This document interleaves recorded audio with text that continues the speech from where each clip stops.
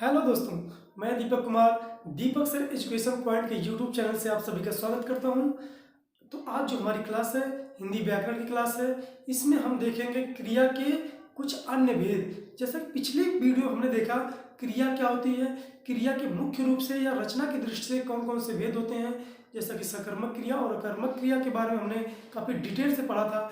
आज हम उसी क्रम में आगे बढ़ते हुए देखेंगे जो क्रिया होती है उसको अन्य कितने भेद होते हैं, उनको हम बारी बारी से डिटेल में पढ़ने की कोशिश करेंगे। तो आइए हम सबसे पहले देखते हैं जो क्रिया होती है उसके अन्य भेद। तो इसके कुछ अन्य भेद हैं। सहायक क्रिया है, पूर्वकालिक क्रिया है, नाम बोधक क्रिया है, द्विकर्मक क्रिया है और संयुक्त क्रिया और अंतिम जो है क्रियार्थक क्रिया है।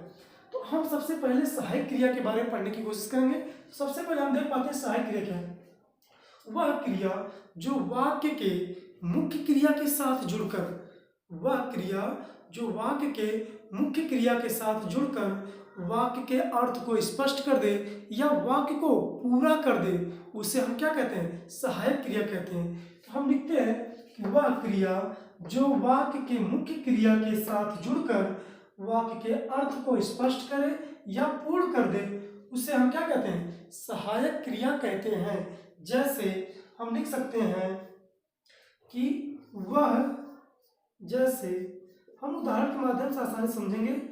जैसे वह घर,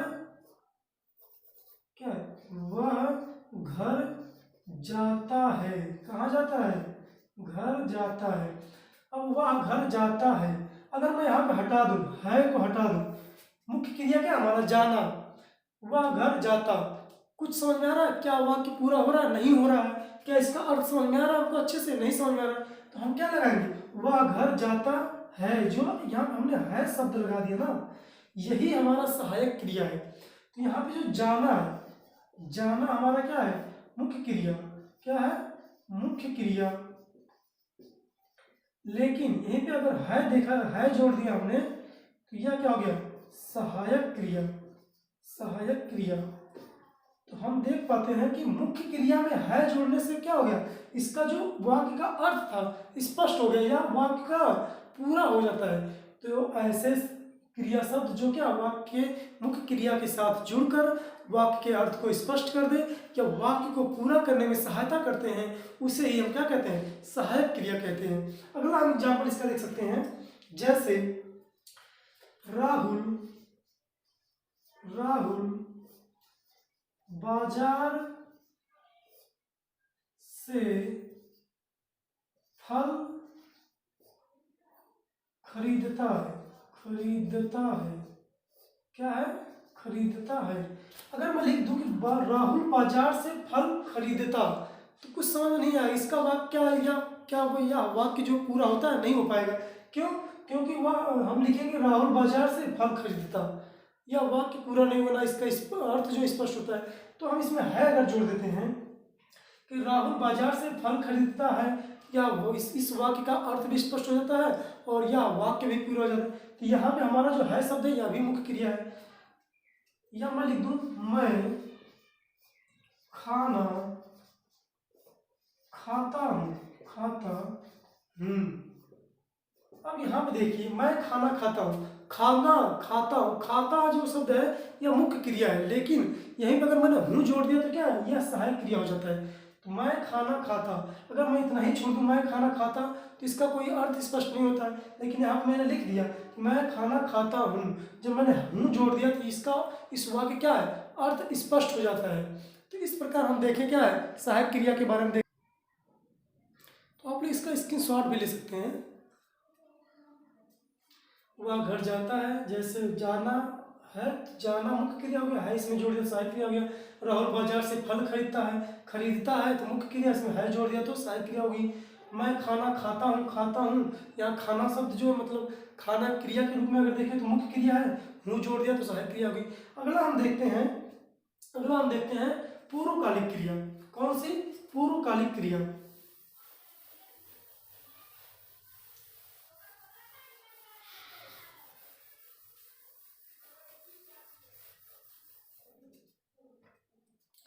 अगला हमारा जो दूसरा नंबर का है यह है पूर्वकालिक क्रिया।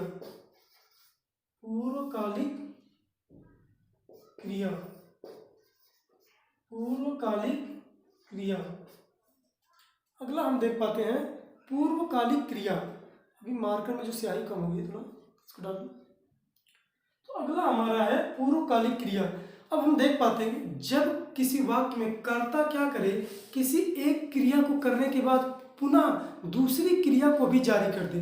जैसे हम कह सकते हैं कि जब कोई कर्ता किसी एक क्रिया को करने के पश्चात ही पुनः दूसरी क्रिया को आरंभ कर दे, तो अब वहाँ पे क्या है, जो पहली वाली क्रिया थी उसी को हम क्या कहते हैं, पूर्वकालिक क्रिया। ये इसकी हम डिफिनेशन लिखते हैं। जब कर्ता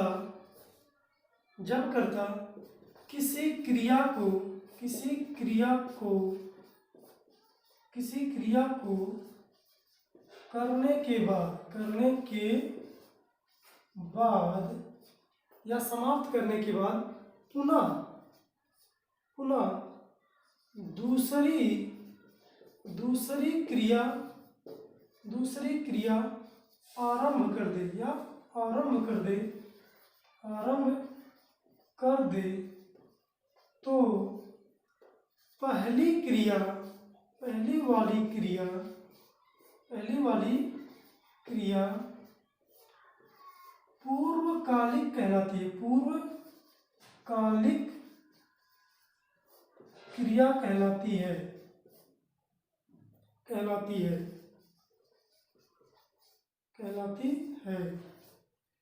जैसे हमने क्या बोला कि जब किसी वाक्य में कर्ता क्या करे, किसी एक काम को पूरा या एक क्रिया को करने के बाद पुनः दूसरी क्रिया को शुरू कर दे, तो उसी पहली वाली जो क्रिया समाप्त हुई उसी को हम क्या कहते हैं, पूर्वकालिक क्रिया कहते हैं। जैसे हम कह सकते हैं कि रवि भोजन करके सो गया। अब यहाँ हम देख पाते हैं, इसको पहले एक बार लिख लें आप लोग।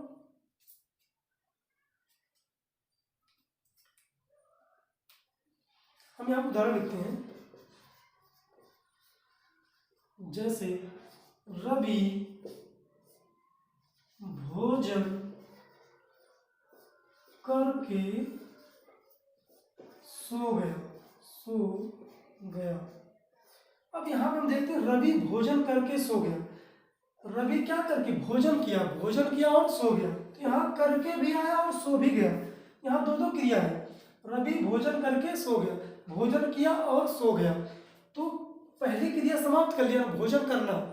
एक होता भोजन करना, हमने क्या भोजन ग्रहण किया, यहाँ भोजन किया उसके बाद सो गया, तो भोजन करना भी एक क्रिया और सो गया। तो ये जो पहली वाली क्रिया काम किया है इसी को हम क्या कहेंगे, पूर्वकालिक क्रिया कहेंगे, पूर्वकालिक क्रिया। या हम कह सकते हैं कि वह कपड़े सिलवाकर पहन लिया, वह कपड़े सिलकर पहन लिया, सिलवाकर नहीं। अगर हम कहते हैं कि वह कपड़े सिलकर पहन लिया, वह, यहाँ पर हम उदाहरण लिखते हैं। जैसे वह कपड़े सिलकर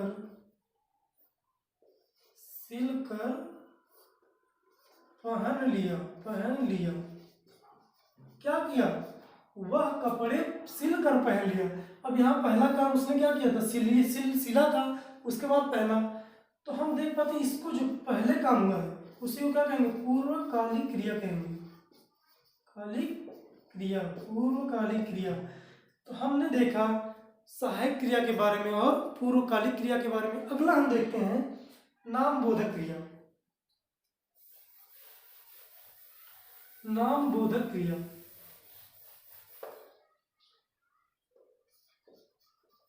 नामबोधक क्रिया, इसको हम कह सकते हैं जब किसी वाक्य में संज्ञा और सर्वनाम में क्रिया जोड़कर जो भी क्रिया बनती है उसे ही हम क्या कहते हैं, नामबोधक क्रिया कहते हैं। जब वाक्य में संज्ञा या सर्वनाम में, यहाँ पर तो संज्ञा और सर्वनाम साधारण भाषा में लिखें, संज्ञा तथा विशेषण में क्रिया जोड़कर बनने वाली क्रिया जोड़कर बनने वाली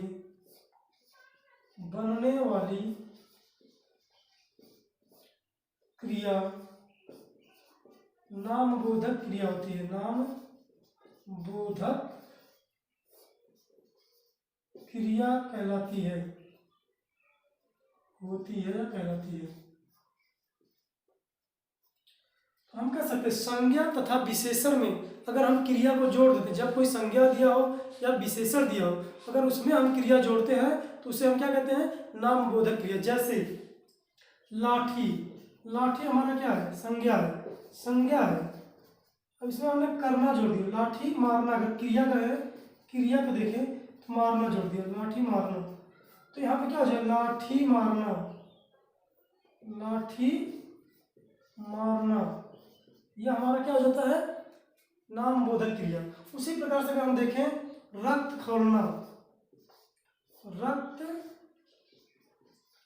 और खौलना, तो रक्त क्या है हमारा, संज्ञा है, खौलना क्रिया है, तो यहाँ पे क्या हो जाएगा, रक्त खौलना। अगला अगर हम देखें इसी प्रकार से संज्ञा होगा, संज्ञा मैंने लाठी और लाठी मारना, जो लाठी मारना, रक्त में खौलना लिखा तो रक्त खौलना होगा। अगर हम विशेषण देखें, विशेषण के माध्यम से, विशेषण में अगर हम क्रिया जोड़ते हैं तो क्या प्राप्त होता है, तो भी नामबोधक क्रिया होगा। तो जैसे अगर हम कहते हैं दुखी, दुखी और प्लस इसमें अगर होना जोड़ दिए, क्रिया क्या होना, तो क्या हो जाएगा, दुखी होना, दुखी होना। या हम कह सकते हैं जैसे पीला पड़ना, अगर हमने लिख दिया पीला, पीला क्या हमारा विशेषण है, पीला, इसमें हमने कह दिया पढ़ना, पढ़ना, क्या हो गया, दोनों मिलकर क्या हो गया, पीला पढ़ना हो गया, पीला पढ़ना। तो हमने देखा कि अगर हमने संज्ञा सर्वनाम में संज्ञा और विशेषण अगर क्रिया जोड़ते हैं तो उससे जो प्राप्त होती क्रिया वो हमारी क्या हो जाती है, जो होती कौन सी, नामबोधक क्रिया हो जाती है। जैसे संज्ञा अगर लाठी है तो लाठी मारना जोड़ दिया तो लाठी मारना हो गया, रक्त हमारा संज्ञा है, इसमें खोलना जोड़ दिया क्रिया तो रक्त खोलना हो गया। विशेषण देखते हैं दुखी होना जोड़ दिया तो दुखी होना, पीला में पढ़ना जोड़ दिया तो पीला पढ़ना। तो इस प्रकार से हमने जो क्रिया के भेद थे, सहायक क्रिया और पूर्वकालिक क्रिया, नामबोधक क्रिया देखा। अगला हम देख पाते हैं कौन सी क्रिया, द्विकर्मक क्रिया के बारे में। अगला हम देखते हैं द्विकर्मक क्रिया, क्या आंसर, द्विकर्मक क्रिया।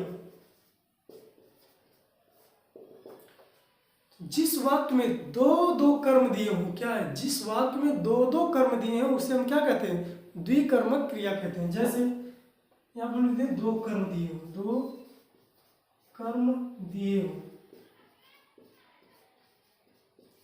जब किसी वाक्य में क्या है, दो कर्म दिए हों तो उसे हम क्या कहते हैं, द्विकर्मक क्रिया कहते हैं। जैसे अगर उदाहरण के माध्यम समझें, जैसे रवि रोहित को डंडे से मारता है, डंडे से पीटता है। अब यहाँ हम देख पाते हैं रवि जो है रोहित को डंडे से पीटता है, किससे पीटता है और किसको पीटता है। यहाँ पे एक पहला तो कर्म ये हो गया, दूसरा कर्म क्या हो गया यहाँ पे, ये डंडा।